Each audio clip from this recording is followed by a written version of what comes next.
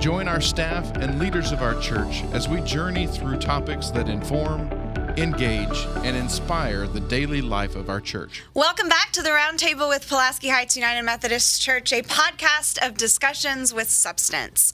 We are finishing up our Advent and Christmas series. Today is our 25th episode of the Roundtable, so that seems appropriate to be talking Christmas. So we are talking today about Christmas traditions. Again, we are glad that you are joining us. I'm Kathleen McMurray, pastor of Connecting Ministries here at Pulaski Heights United Methodist Church. I'm Abbey Maynard. I'm the pastor of Community Ministries here at Pulaski Heights. I'm Jay Clark. I'm the executive pastor here. And I'm John Robbins, one of the pastors. So at church, we have a lot of Christmas traditions, from the songs that we sing to the scriptures that we read. We've talked about some of those things, learning how to pronounce Quirinius, who was governor of Syria, in the Luke account. So what are some of your favorite Christmas traditions and why? Well, you know what? When I married Susan 34 years ago, Susan's mother would every Christmas pull out a huge marble slab and make homemade peanut brittle. And I was never really a fan of peanut brittle until I ate hers. And she would spend hours and hours making that. And it was absolutely delicious. She'd make chocolate cakes and she'd make pies and just all kinds of things. And so our tradition was to come. We always had to come after Christmas because I had to be in my respective church for Christmas Eve services. But then on Christmas Day, we would drive to wherever my in-laws lived, most of the time in Little Rock, and we lived in Texas most of that time, and come up and just enjoy all the good food. My mother-in-law died a couple of years ago, and Susan has taken on the tradition of getting out the big marble slab. She was taught by her mother how to make the peanut brittle, and I'll bring you some. It is absolutely fabulous. It really is good. And just watching her reminds me so much of her mother, and it's a way that she connects with her mom. Yes. And so that obviously is a rather new tradition, if you will, in terms of Susan taking on that responsibility. But it's very, very meaningful to her, and it is to me as well, and to the rest of the family for that matter. Traditions do have that way of connecting us to our past. What about you guys? We always, for Christmas Eve, read "Twas the Night Before Christmas," and the Luke story of the birth of Christ. And so all the kids gather around, and we have two people in the family, one who will read "Twas the Night Before Christmas" and one who will read the Bible story, and that is such a special thing to me. And so we often will end up singing after that, and then Christmas morning, we're very specific. We always start with stockings. And that's been one of the fun things, is that everybody in the family has one. And so you have to wait until everybody has gotten their stocking with their name. And then that's where we can all begin, which is so fun to me. Yeah. You know, when one of the first big discussions Karen and I had after we were married was, do we open presents on Christmas Eve or presents on Christmas Day? Right. And because her family had always opened on Christmas Eve, and mine had always opened on Christmas Day, and so that was an interesting discussion. Of course, you know, working in the church, I said, well, we really need to open them on Christmas Day, and that won't even work well this year. But you know, that's I don't know. You know, I think back to when I was young. I was fortunate enough to grow up with both sets of grandparents in the same town. In fact, they lived a block from each other. And so we would always do my dad's parents before Christmas Eve, so his siblings could come in from out of town. And then on Christmas Day, we would open our gifts, and then we would go to my mom's parents for Christmas Day meal. And both of my grandmothers could really cook. I mean, you know, very well. And Mom's a great cook too, but you know, she's now taken a lot of that on. Right. You know, and my sister's also a good cook. But you know, you just wonder how traditions, you know, we're talking about a major tradition surviving 2,000 years. Right. Yes. And you know, what traditions live on in our families. I think that's it's an interesting thing to think about. because things change over time. And so I would say, like, I don't know. I'm rambling now, but I'm thinking, gosh, I miss my grandmother's rolls. Yes. She made an eggplant casserole. I didn't even know what eggplant was, but it was wonderful. And I don't eat eggplant, and but I did when it was that. It was like hidden in the cheese and all the gooey stuff. But I don't know. I mean, there's so many traditions, but I think our biggest tradition is Christmas Eve. Is the family service. Yes. Because when we moved here, Quinn was about a year old, and so we went to the family service. And then I would get home at midnight or 12:30, and watch It's a Wonderful Life by myself. But then the next day we'd get up and do gifts and all that. So anyway. So it's interesting. You talked about the Christmas Eve versus Christmas Day. And growing up, we would always open like one present between the afternoon service and the night service, because my mom sang in the choir, and usually she was singing at multiple services or whatever at our home church. And sometimes we would go to the Christmas at the Catholic church, but then we started doing that on Christmas Day later. But we'd open one present then and open the rest on Christmas morning. And we had a lot of kind of traditions on Christmas Eve as far as doing big meals, doing lots of things. Well, then when I became a pastor, a lot of that changed. And so now, kind of in more recent years, over the past 10 years, our traditions are centered around Christmas Day, and we will eat and we will open presents, and then we'll play games. And games have become a big fun thing in our family, that we usually somebody will get a game for Christmas and we'll open that up, or we'll play whatever games. But the games have become a fun little tradition, and watch a movie and stuff. One of the traditions. Oh, go ahead. No, go ahead. I was going to say one of the traditions Karen's family always had, at least since I've been a part of it, was to keep a puzzle out all week. Oh, that's fun. And they would, just like Karen and her mom would add a few pieces, or they'd sit there, and then by the end of the week, when we'd leave, the puzzle would be finished. One of the biggest traditions we have, and I didn't mention this a minute ago, is, and I got this from my dad, is making a big breakfast on Christmas morning. Yes. And our friend Greg Taylor, who's a member of this church, will come over before he goes to Texas to see his family. And it's after presents are opened, but I'll do omelets and whatever, but that's a big tradition. I think food in general is a big tradition during that time at Christmas. I try to, and I don't do very well. I try to be real intentional about leading up to Christmas, how much I eat of those good things that generally we don't eat the rest of the year.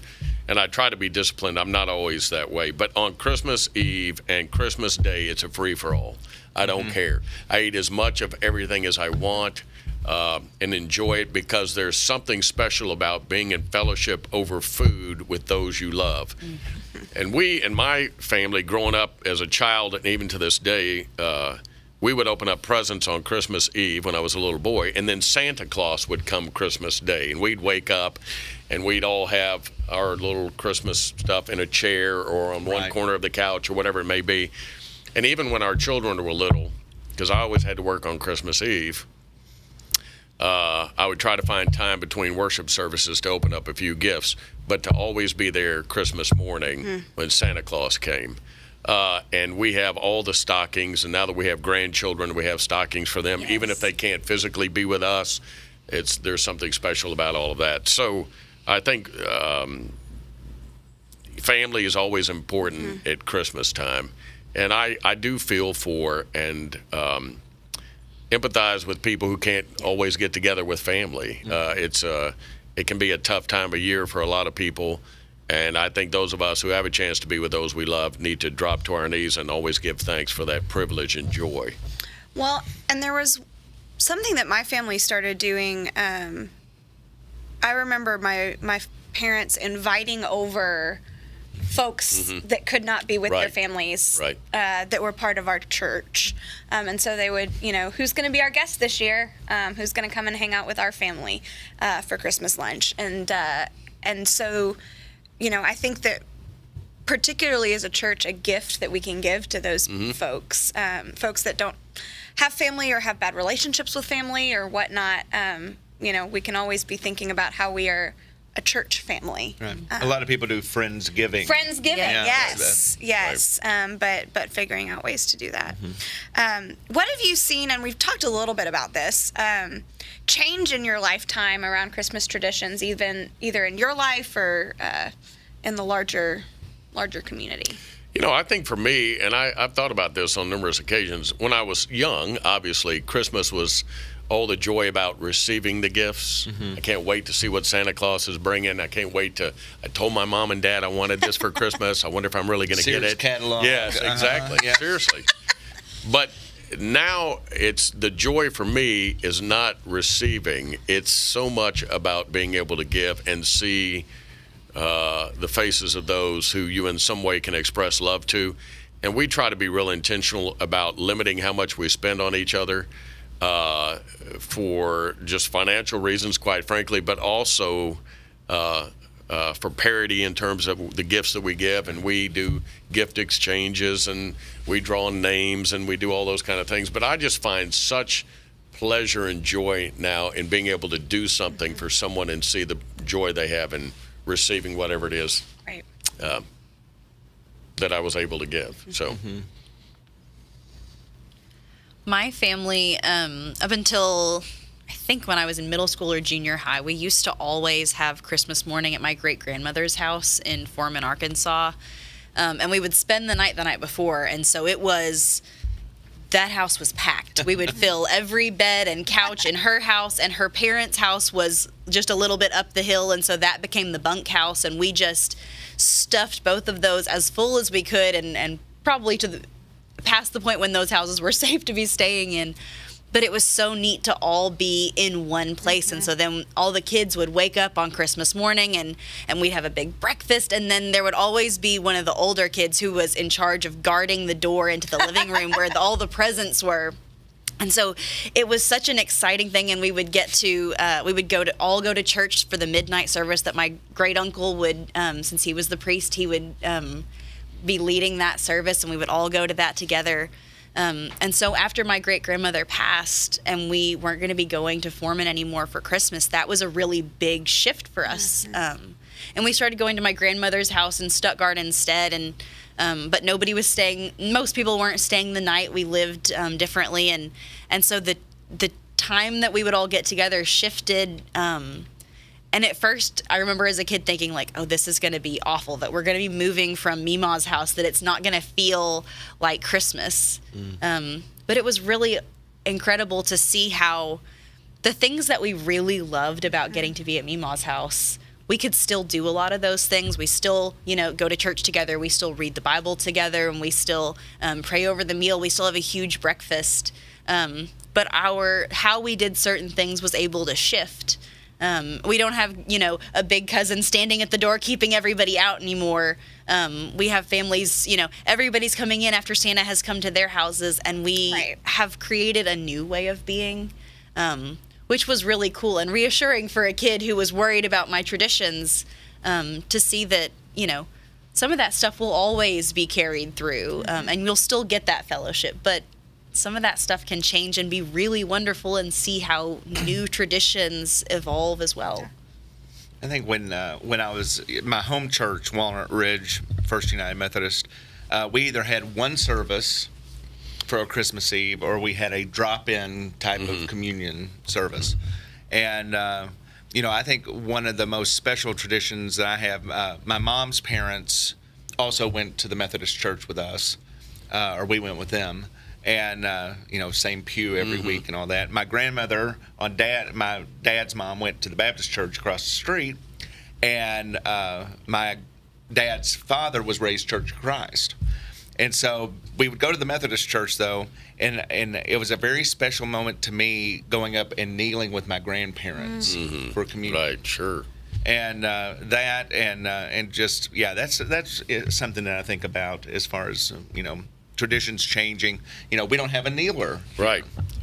And so we take communion, but it's that physical act of kneeling down with family members is something I think about. Well, and speaking of family members, as the years go by, loved ones die. Yes. Things just naturally change as a result of that. I look back over the years of when I was a little boy and my mother was alive, and all these years now, she's not a part of that. And in-laws and others along the way who have died over the years.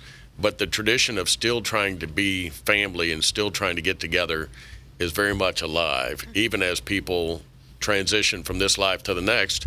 And our day will come too. Right. And we hope and pray that those who follow us will continue the tradition of loving each other and expressing that love during Christmas in all the many ways we do it. So what is your favorite song or Christmas carol? Or plural of that? Gosh, there's so many. It's like we could go back to Christmas movies now. Right, where we just- Right. The first one that comes to mind for me is Angels We Have Heard on High. And I think it's because I just have this memory as a kid of like being in the church on Christmas Eve singing "Love" and holding that out so much and thinking that was so neat. But that is the one that always comes to mind for Christmas for me. It's always for me Silent Night, holding the candle, and we always have the best seat in the house on Christmas Eve in terms of being able to see everybody else. And that's, I think, one of the high holy moments of the year, to see the light, literally and metaphorically, in the faces of those who are in front of us on Christmas Eve. There is an extraordinary power about that. It always makes me very emotional.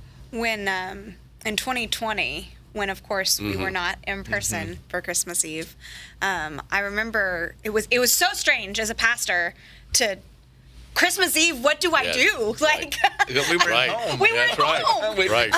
What do That's I do? It's Christmas Eve. It was so strange, but I went over to my parents' house and we watched multiple services. But I remember the very first Christmas Eve. I think our modern service aired earlier than our traditional service on that day. But I had my candle. We had given people our Christmas packs with little candles. Right, I And remember. so we invited everybody to turn on their little electric candles that we had given them and sing along. But I remember we turned off the lights in the house and we're watching on and just bursting into tears because it draws you to tears every year when we're in person, but then being apart and just being like, there's this light, there's this hope, I promise. It was powerful. We used to have a Wednesday night service or a Sunday night service in my home church.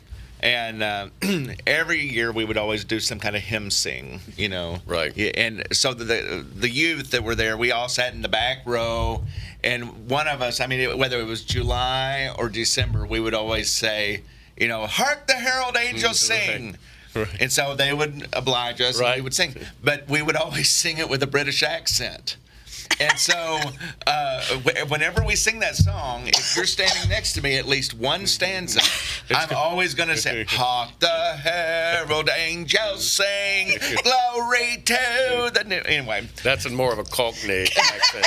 Whatever. Yeah, It's yeah. still, it's not highbrow. Yeah. But I think my favorite for lyrics is I Heard the Bells on Christmas No, Day. right. It brings me to tears because that's what we live.